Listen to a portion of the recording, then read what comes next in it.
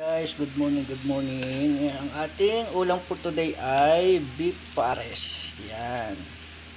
Meron tayong beef pares ngayon. Yan ang ating beef pares. Yan.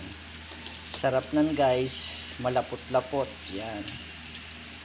Yan. May mga bone marrow. Yan. Yan guys. May utak-utak pa yan guys. Yan, ang ating food for today. Saka meron tayong fried rice. Yan, kaya pare siya guys. Yan. Pwede na tayong kumain maya-maya guys. Yan, hali. Yan guys, kaya tara na, kain na tayo.